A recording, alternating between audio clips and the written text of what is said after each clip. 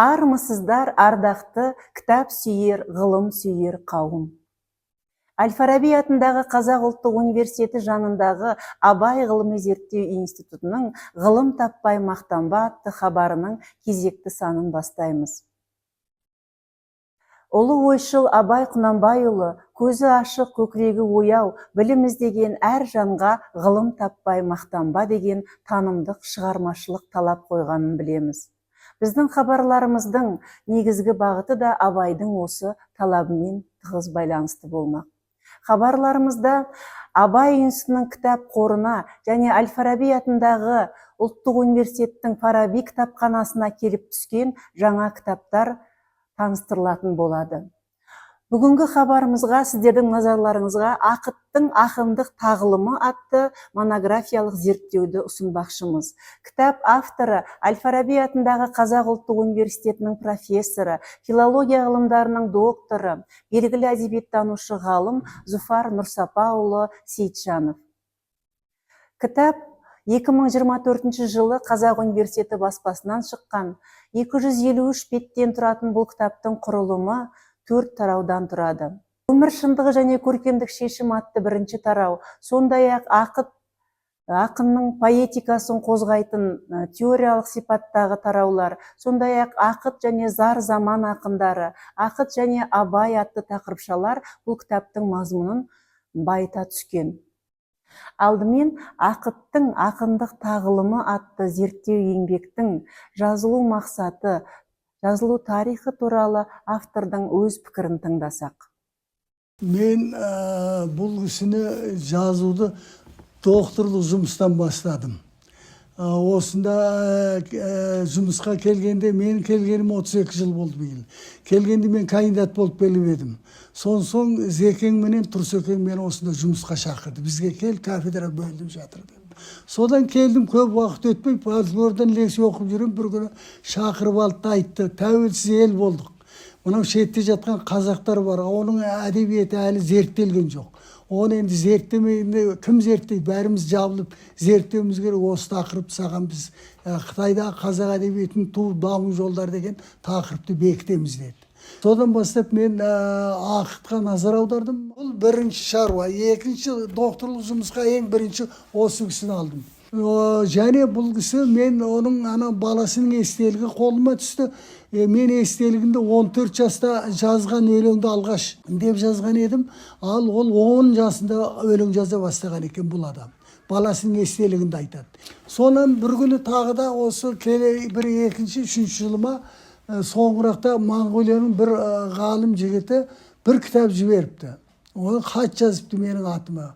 Ол кітапты қарасам, Ақыт туралы, Ақыттың өмірбаяны, соң бірақ өлеңдеріне талдау жасамайды, қадау-қадау өзінің білетіндерін жазып, соң сәлем хатында айтыпты. Ағай, сіз білесіз бе? Осы Қабидаш бір жақта Қабидаш мақала жазды, Кәкей жазды, мына мен жазып отырмын, бірақ әлі бір монография шыққан жоқ. Не Қытай қазақтары жазған жоқ, не Қазақстан қазақтары, не Моңғол қазақтары. Бұл тұлға 3 қазаққа да тең, үшеуіне де танымал адам. Тіпті ең алғашқы бұның өлең кітабы туралы Петербург университетінің профессор Катанов деген пікір жазған екен. Міне сондықтан бір монография керек бізге дегеннен кейін мен осындағы докторлық жұмыста онда енді бұлай көппен бір шоғыр ақындарды алдым да мынаны жеке қолға алып жазатын себебім осы еді. Бұл өте ірі тұлға. Мына кітап 4 үлкен тараудан бірнеше тараушалардан тұрады. Осылай тарауларға бөлдім де соң тараушаларға бөлдім. Бірінші ең негізгі соның лирикалық өлеңдердің тақырыбы не, қандай жағдайды қозғайды, мазмұны не, идеясы не, ауқым аясы, қай кездегі оқиға қандай нәрсе қамтылады, қандай көңіл күй айтылады дейтінге жауап беруге тырыстым да соң бұның көп арнау өлеңдер, оны өзім бір тақырыпша. Онан кейін 60-тан асқанда Абайдың өлең жинағы түседі, қолына 55 тақта сөз жазады. 55 үлкен көлемді өлеңдер жазады. Ең алды 90 тақта деп жазады, бірақ соның жоғалып өртеліп, мәдениет төңкерісі кезінде соның 55 қалған екен. Екінші сол Абай менен Абай және Ақыт деп алдым. Үшінші тарау бұл арна өлеңдер өз алдынан, соң үшінші тарау зар заман және Ақыт. Зар заман енді осы мынау отар ел болғаннан кейін зар заманның өзі де осы мына 1860 жылғы реформадан кейінгі болған нәрсе ғой. Дәл осы зар заманмен сондай үндеседі. Бұл Қытайдағы зар заманның басы осы деуге болады. Әуезов 100 жыл көлемінде өткен ақындарды зар заман дейді мысалы, шалдың бір өлеңі атын қойып. Ал енді мынаны қосқанда 150 жылға барады. Сонсоң енді фольклормен де бұл қандай байланысы бар. Ақыттың кейбіреу мына дәстүрлі фольклордағы ақ, қара баяғы қаламқас, қиғашқас дегендерді қолданады. Ал өзінің жанынан қаншама эпитет теңеулерді қолданады. Мен ана кітаптың ішінде бар. Бір бидің алдына 13-12 эпитет қолданған. Біріне бір ұқсамайды, көрдіңіз бе? Бір би деген сөз. Қанша халықтың, бізді қазақ халқының байырғы әдемі сөздері бар. Теңеу ретінде қолданылған. Сондықтан сол бір жағы поэтикасын қарадым да, фольклормен қандай байланысы бар. Енді фольклормен әдебиеттің байланысын ғалымдар төртке бөледі. Генетикалық байланыс бар ма мынада? Жоқ. Қарсы байланыс бар ма? Осы өлеңдерінде фольклордан үйрену бар ма? Жоқ па деген мәселе. Сонда бұл ақыттың ең үйренген өзінің мынау қайнар көзі бірінші халықтың халық ауыз әдебиетінен үйренген. Екінші Абайдан үйренген. Абайдың кітабын оқығаннан кейін жазған 55 тақта өлеңі дегеніңіз керемет. Ең өлеңдерінің шоқтығы биігі міне осы 55 тақтада тұр. Абайдың бір жолын немесе екі жолын алады дағы, соны ары қарай таратады ғой. Және Абай ұқсамай өзінше таратады, өзінше тереңдетеді. Бұның дүние танымы, мына дүние танымы, ақындық танымы өте кең адам. Бұл 1809 жылы Катанов деген Петербургтың университеті пікір жазады, сонан кейін бұл қалады. Ешкім пікір айтпайды.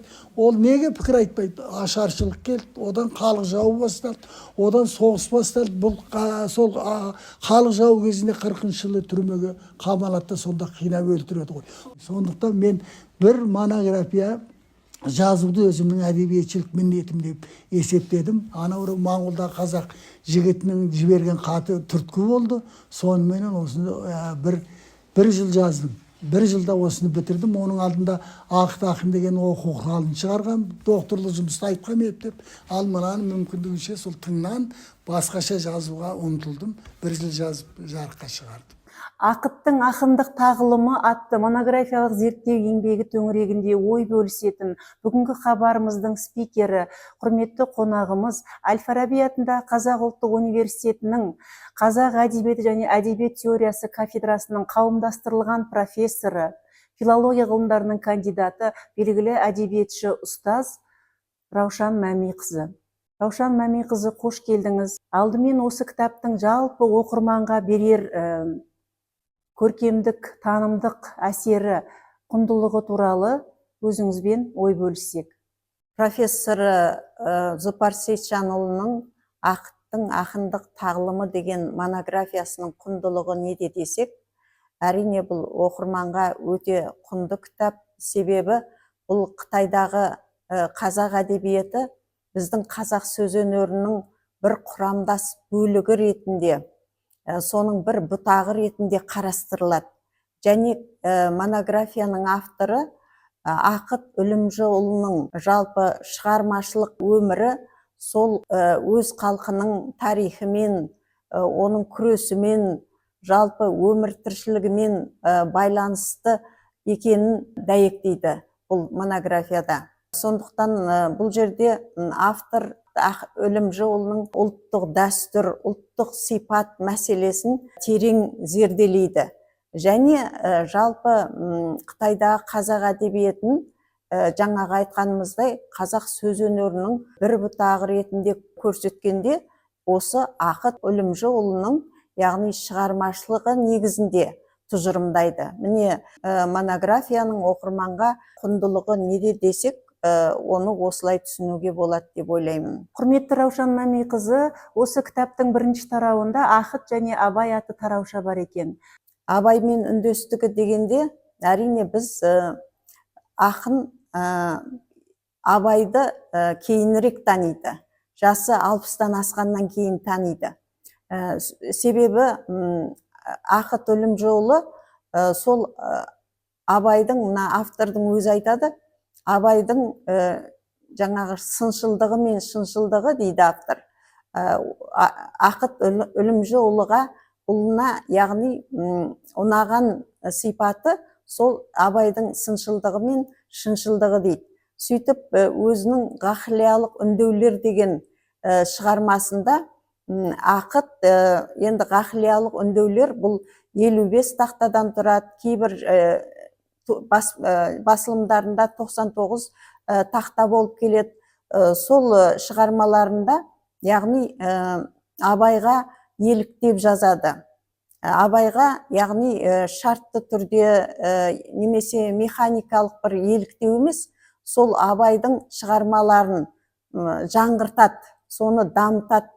Өзіндік жаңағы қолтаңбасы Ақыт Үлімжіұлының осы жерде айқындалады. Мысалы, абайдың 5 асылыс дейді ғой, ғылым таппай мақтанба деген өлеңіндегі 5 асылысты Ақыт Үлімжіұлы таратып айтып отырады әрқайсысын. Қанағат, рахым дейді ғой, талап, білім болса, осылардың әрқайсысын Ақыт Үлімжіұлы өзінше жаңашылдықпен толықтырып, таратып айтып отырады.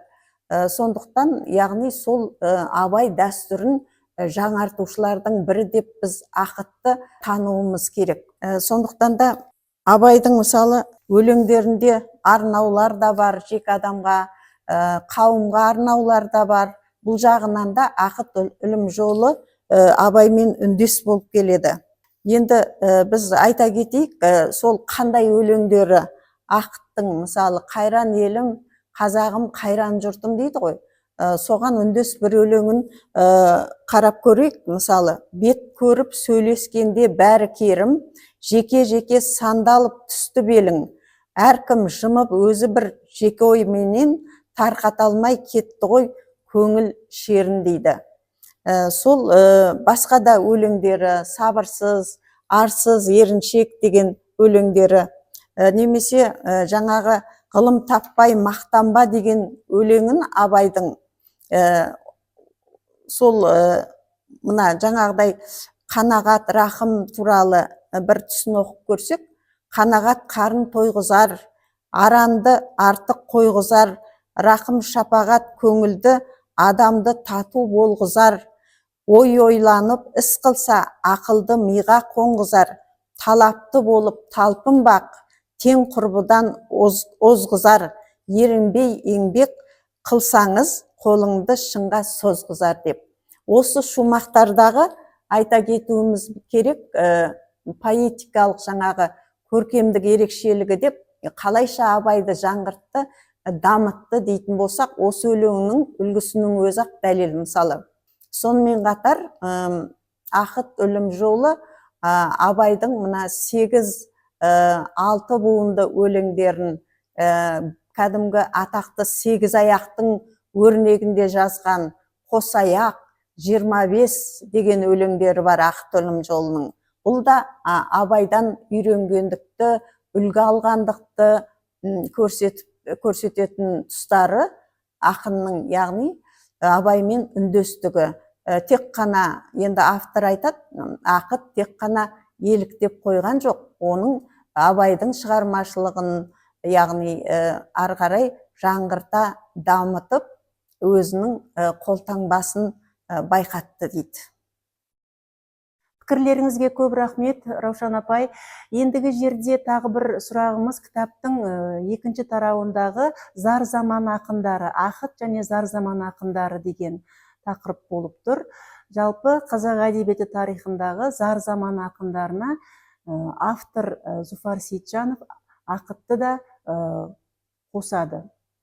Ақыт Үлімжіұлының өлеңдері зар заман ақындарымен де үндес болып келеді.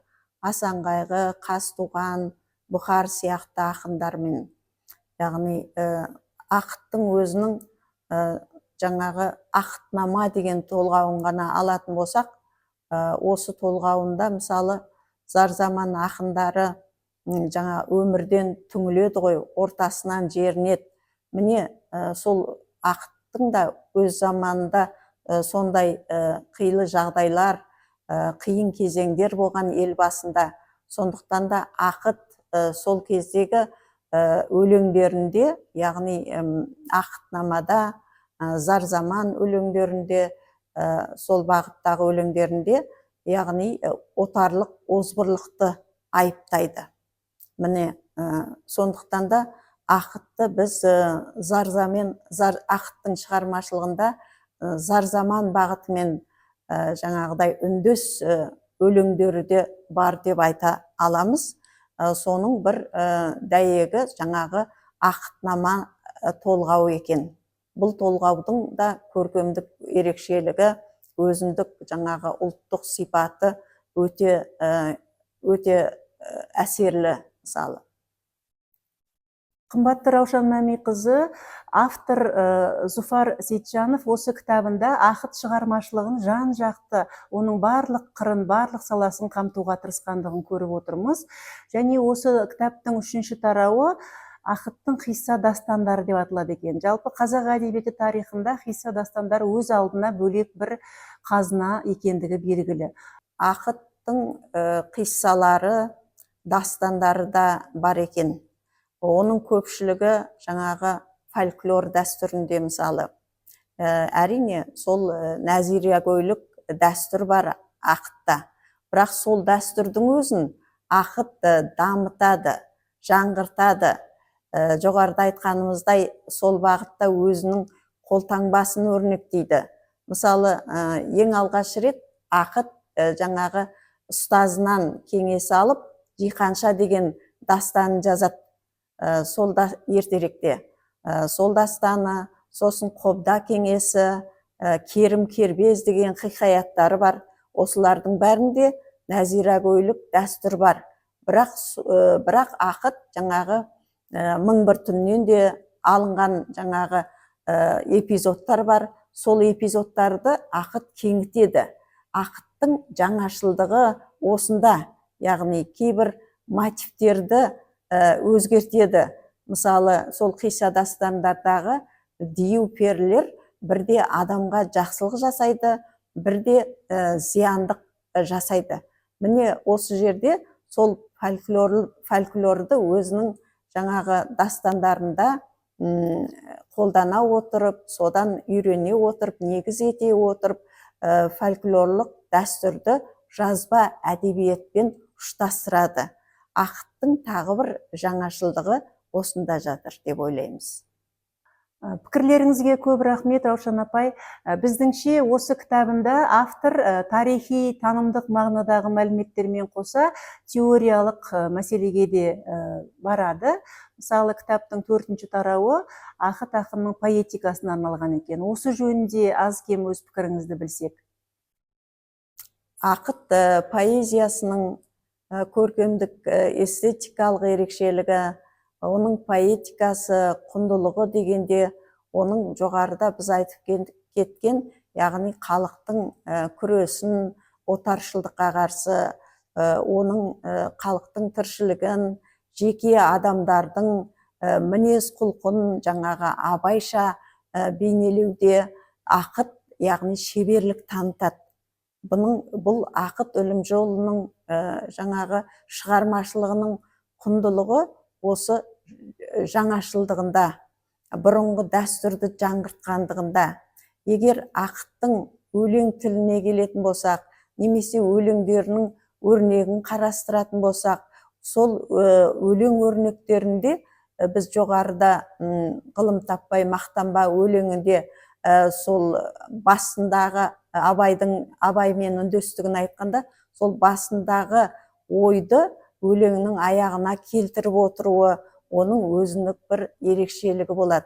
Сонымен қатар ақыт өлеңдерінің тілінде парсы сөздері, сосын қазақтың кәдімгі архаизмдері, өз заманындағы неологизм сөздер көп қолданылады. Мысалы, үкірдай, амбы деген сөздер қазіргі оқырман үшін онша ұғымды емес. Өйткені бұл ескі архаикалық сөздер.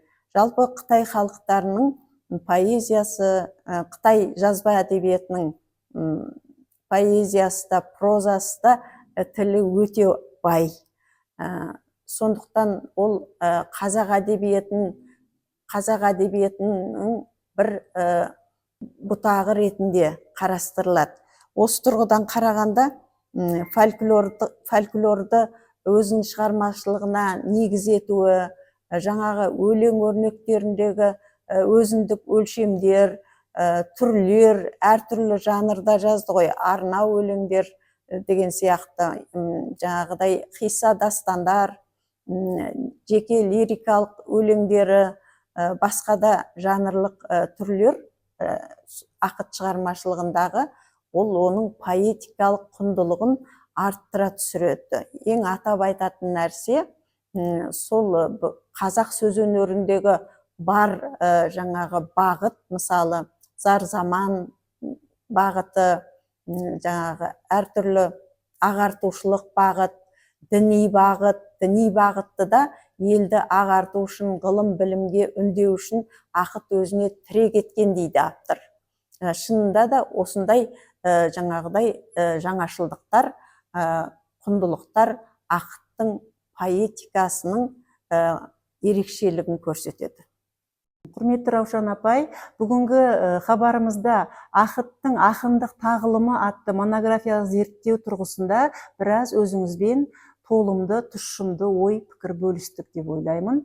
Ендігі жерде қорытынды сұрақ ретінде осы кітаптың, осы монографиялық зерттеудің болашақ әдебиеттанушыларға берер пайдасы, жалпы әдебиетті оқыту үдерісінде әдістемелік тұрғыдан, тарихи теориялық тұрғыдан қолданудың қандай бір ерекшеліктері бар деп ойлайсыз? Профессор Зұпар Сейтжанұлының ақыттың ақындық тағылымы деген монографиясын әрине жоғарғы оқу орындарында оқыту үдерісінде қолдануға әбден болады деп айтуға болады. Себебі бұл еңбекте жалпы ақынның поэзиясының идеялық, мазмұндық, көркемдік, поэтикалық құндылықтары ашылады. Осы жағынан бұл әрине студент шәкірттерге, ғалымдарға да, магистранттарға да, ізденушілерге де бәріне өте пайдалы. Себебі бұнда салыстырмалы әдіс бар. Ақынның жаңа шығармалары зарзаман ақындарымен, жазба әдебиет ақындарымен, фольклормен байланыстылығы, сабақтастығы, басқа да ұлттық сипат ерекшеліктері қарастырылады. Сондықтан бұны ізденушілер, студенттер пайдаланса артық болмайды. Құрметті оқырман, бүгінгі хабарымызда өздеріңізбен ақыттың ақындық тағылымы атты монографиялық зерттеумен таныс болдық. Біздіңше профессор Зұфар Нұрсапаұлының бұл монографиялық зерттеуі көп жылғы шығармашылық ғылыми ізденістің нәтижесі. Бір тұтас тұлға тану тұрғысынан, сондай-ақ әдебиет тарихы тұрғысынан, әдебиет теориясы тұрғысынан да бұл еңбек бір тұтас ғылыми монография болып шыққан. Кітаптың болашақ әдебиеттанушыларға берері мол деп ойлаймыз. Ғылым тапқан әр ғалым, білім іздеген әр жас талап мақтауға да, мақтануға да лайық.